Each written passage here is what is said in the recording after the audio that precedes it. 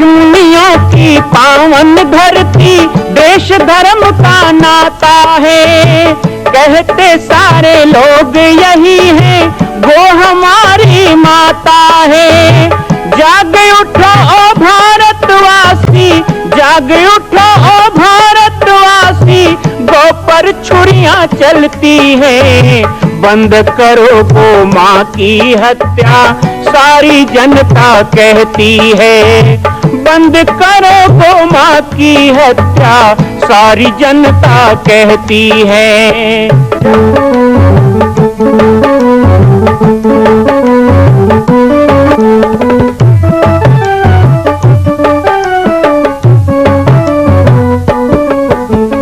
जगह जगह पर बूचड़ खाना, लाखों गौएं कटती हैं। किसे सुनाए व्यथा हमारी, नैना नीर बहाती है। रक्षा करना गौ माता की, रक्षा करना गौ माता की, गीता ज्ञान सिखाती है। बंद करो गौ माँ की हत्या, सारी जनता कहती है। बंद करो गौ माँ की हत्या, सारी जनता कहती है। जय श्री राम, जय गौ माता, जय गोपाल। स्वागत है आप सभी का भारत के हृदय स्थल छत्तीसगढ़ प्रांत में मां कौशल्या धाम जिला बालोद में विगत 18 वर्षों से बन रहे इस विशाल दिव्य भव्य मंदिर का निर्माण। विश्व के अंदर भगवान राम के लाखों मंदिर हैं। अब अयोध्या में भी रामलला विराजित हो चुके हैं, लेकिन छत्तीसगढ़ की बेटी मां कौशल्या जो राम की माता है, उनका एक भी मंदिर पूरे विश्व में नहीं। इसीलिए यह विशाल तीर्थ का निर्माण विगत वर्षों से चल रहा है बालोद जिला छत्तीसगढ़ में। 25 करोड़ की लागत से बनने वाला 108 फीट ऊंचा, 65 फीट चौड़ाई और 136 फीट लंबाई का राजस्थान के ठोस पत्थरों से बनने वाला यह मंदिर हजारों वर्ष तक भारत में 5वें धाम कौशल्या धाम के रूप में स्थापित रहेगा। 3 तल के इस मंदिर में प्रथम तल पर भगवान शिव, मध्य तल में गोद में रामलला को लेकर स्वर्ण सिंहासन में मां भगवती कौशल्या विराजित होंगी और तीसरे तल पर पंचमुखी हनुमान। इसके अलावा सामाजिक समरसता को समर्पित यह मंदिर सनातन हिंदू धर्म के समस्त देवी देवताओं महापुरुषों की मूर्तियों से सुसज्जित होगा। आप सब एक एक मूर्ति का संकल्प भी इस मंदिर के लिए कर सकते हैं। ध्यान रखिएगा, यह अवसर बार बार नहीं मिलेगा, क्योंकि 2026 में मां कौशल्या का दिव्य भव्य धाम स्थापित हो जाएगा। मां कौशल्या विराजित हो जाएगी। एक बार पुनः आप सबको निवेदन करूंगा, आइए, जुड़िए और सबको जोड़िए इस विशाल तीर्थ के निर्माण में। मैं राम बालक दास महात्यागी आप सभी को आह्वान करता हूं, संपूर्ण प्रदेश एवं देशवासियों को, कि जिस तरह रामलला के दिव्य भव्य मंदिर के लिए आप सब ने मुक्त हस्त से दान दिया है, इसी तरह मां कौशल्या के एकमात्र विश्व के प्रथम धाम के निर्माण में आप सभी मुक्त हस्त से दान दें। यह दान 3 आहुति के रूप में लिया जा रहा है। हम 1100, 1700, 5100, 11,000, 21,000, 1 लाख, उससे भी अधिक जो भी राशि करना चाहें 2025 और 26 के अंतर्गत 3 बार देने का संकल्प लेंगे। आप सबको पता है ना कि जब गुस्सा आता है तो उल्टा सीधा बोल देते हैं और फिर 10 मिनट के बाद में अरे हाय मैंने क्या कर दिया। तो फिर आजकल बड़ा अच्छा तरीका है, मोबाइल उठा के सॉरी लिखते हैं, लेकिन 10 मिनट बाद सॉरी का क्या करें, अचार डालें उसका। पहले तो जो मुंह में आया बोल दिया। वही 10 मिनट थोड़ा शांति रख लेते, धीरज रख लेते, संयम रख लेते, वेट कर लेते, इंतजार कर लेते। 10 मिनट बाद सोचेंगे क्या करना, वहां से हट जाओ। मौन करे तो गुस्सा मरे, मौन करे तो गुस्सा मरे। छोटी छोटी बात में गुस्सा। पति पत्नी में एक दिन लड़ाई हो गई, घर में बातचीत बंद हो गया। 1 दिन बंद, 2 दिन बंद, खा रहे हैं पी रहे हैं, लेकिन बात ही नहीं करना है, बंद। एक दिन पति को सुबह 5 बजे कहीं जाना था, लेकिन उसकी आदत नहीं थी। वो मोबाइल में अलार्म भी लगाए ना तो बंद करके सो जाता था, इतनी खराब आदत। जब भी उसे सुबह उठना तो पत्नी ही उठाती, बस उसका अलार्म पत्नी थी। अब धर्म संकट आ गया कि वही सुबह 5 बजे जाना है, लेकिन हमारी तो बातचीत बंद है, मैं पहले बोलूं तो छोटा हो जाऊंगा। तो पत्नी उस समय रोटी बना रही थी, रसोई में रोटी बेल रही थी। तो उस बुद्धिमान ने क्या किया, एक कागज में लिख दिया, सुबह 5 बजे जाना है, उठा देना प्लीज, ऐसे लिख के रख दिया। कहाँ पे? बेलन चौकी के पास। उसने उठाया, गैस चूल्हे में डाल दिया, चूल्हे में जाए तेरा प्लीज, मुंह से नहीं बोल सकता, 5 बजे जाना है, लिख के दे रहा है। सुबह उठा बेचारा 8 बजे, काम खत्म, बहुत गुस्सा आया। पत्नी चूल्हा चौका कर रही थी, रसोई में तम तम तम तम गया, लिख के दिया था 5 बजे उठा देना, उठा नहीं सकती। पत्नी ने कहा, अब क्यों बोल रहे हो, कल रात को नहीं बोल सकते थे, लिख के दिया था। जाके देखो, मैंने भी लिख के रख दिया था 5 बजे सियाने में, उठ जाओ, 5 बज गया है, नहीं उठे तो नहीं गया। हम गुस्सा करते हैं, क्रोध करना गलत नहीं, भगवान ने बनाया, काम क्रोध मद लोभ अहंकार सब बनाया। हम तो अभिमान करते हैं, अभिमान करना गलत नहीं है। असय अभिमान जाहि जनि भोरे, असय अभिमान जाहि जनि भोरे, मैं सेवक रघुपति पति मोरे, मैं सेवक। मुझे ये अभिमान कभी ना जाए कि मैं सेवक हूं और मेरे स्वामी रघुपति हैं, मेरे स्वामी शिव हैं। ये अभिमान करना बहुत अच्छी बात है। अहंकार गलत नहीं है, लोभ गलत नहीं है, क्रोध गलत नहीं है, बस उसका उपयोग कहां करना वो ध्यान रखें। हम कभी कभी उसका गलत उपयोग करते हैं। भगवान शिव ने विष का पान किया, कंठ पे धारण किया। ब्रह्मा जी कह रहे हैं 8 प्रकार की हिंसा है नारद, और 8 हिंसा का वर्णन करते हुए कहते हैं सबसे आखिरी हिंसा मनुष्य को वाणी से, वचन से ना करना।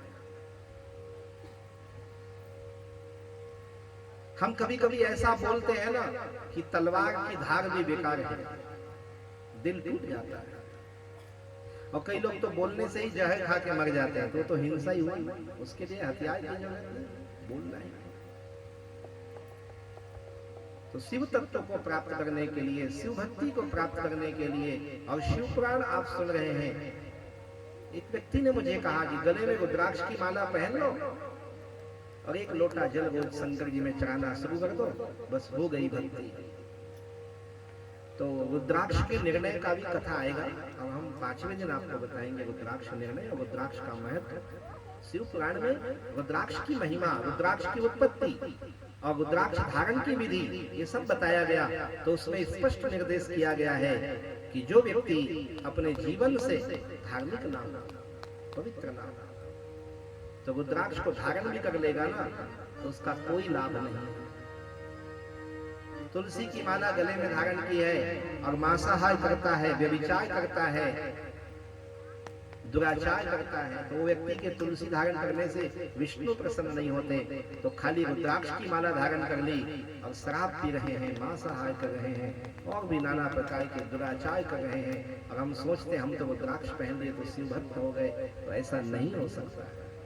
आप शिव के गण हो सकते हो, लेकिन शिव भक्त नहीं हो सकते। शिव भक्ति के लिए हमें शिव के गुणों को धारण करना होगा। अशिव वेश शिव धाम कृपाला।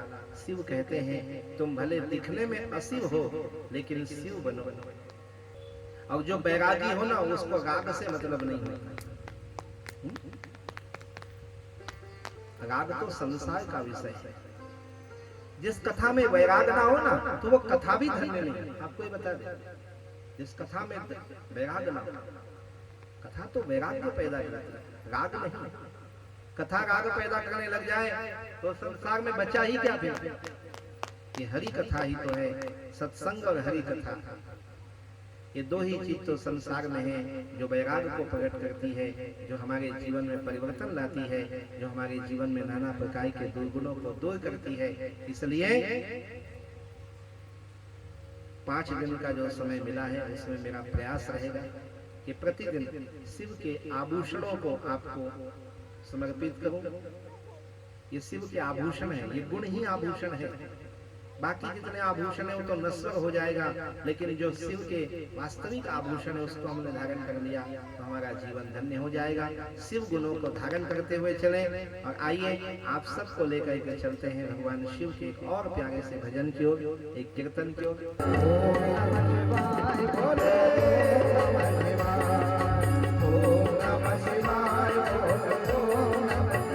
अरे भोले सबसे सबसे निराले शिव भोले भाले, भोले भोले शिव भोले भाले।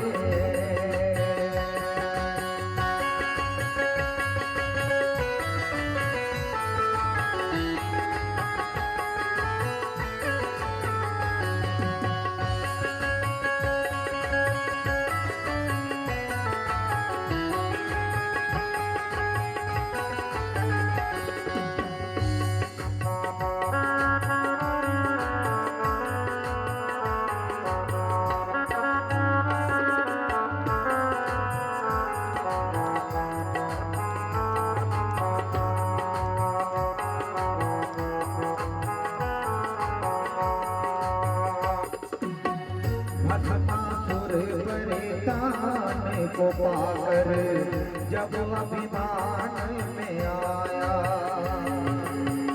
भस्मासुर परिधान को पाकर जब अभिमान में आया, विष्णु जी ने नारी रूप में पापी को भरमाया, विष्णु जी ने नारी रूप में पापी को भरमाया। भस्म हुआ भस्मासुर देखो, भस्म हुआ भस्मासुर देखो, सिर पे लगा जब हाथ, शिव भोले भाले, भोले शिव भोले भाले, तो भोले सबसे निराले हैं, भोले सबसे निराले हैं, शिव भोले भाले, भोले शिव भोले भाले। मां कौशल्या के धाम का निर्माण प्रारंभ हो चुका है, अब 2026 में पूर्ण होने वाला है। अरे अंगद हनुमान नहीं तो गिलहरी तो बनिए। एक छोटा सा संकल्प आप अपने मां भगवती के लिए नहीं कर सकते हैं? यदि आप राम भक्त हैं तो मैं चाहूंगा कि मां कौशल्या के धाम के निर्माण के लिए आप अपने जीवन का एक अंश जरूर समर्पित करें। आइए हमारे नीचे चल रहे व्हाट्सएप नंबर और अकाउंट डिटेल पर संपर्क करके अपने जीवन का एक अंश लगाकर आप भी पुण्य के भागी बने। मैं राम बालक दास महात्यागी, मां कौशल्या धाम, जिला बालोद, छत्तीसगढ़ से। मां कौशल्या की पावन जन्मभूमि छत्तीसगढ़ प्रांत में बालोद जिला में स्थित है श्री सर्वसिद्ध शक्तिपीठ जामड़ी पाटेश्वर धाम। परम पूज्य सद्गुरुदेव राजयोगी बाबा जी की तपस्थली श्री पाटेश्वर धाम और विश्व के अद्वितीय मां कौशल्या जन्मभूमि मंदिर निर्माण का दर्शन करने और इसी प्रकार समसामयिक विषयों पर अपना ज्ञान वर्धन करने के लिए और 10,000 गायों के लिए बनने वाले श्री हनुमान नंदीशाला गो अभ्यारण्य का समाचार प्राप्त करने के लिए आप सभी देखते रहें YouTube चैनल पर राम बालक दास, और हमारे चैनल को आप सभी सब्सक्राइब करें, घंटी का बटन दबाएं ताकि आप सूचनाओं से जुड़े रह सकें। जय श्री राम, जय गौ माता, जय गोपाल।